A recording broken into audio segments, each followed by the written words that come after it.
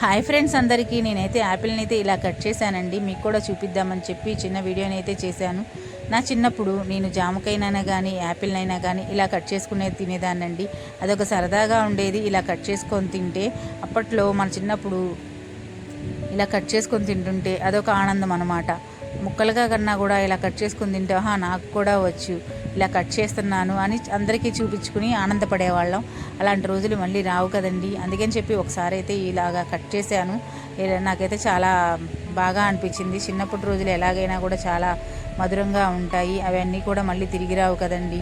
మీలో గనక మీ చిన్నప్పుడు ఎవరైనా గనక ఇలా కట్ చేసుకొని తింటే కామెంట్ సెక్షన్లో కామెంట్ చేయండి.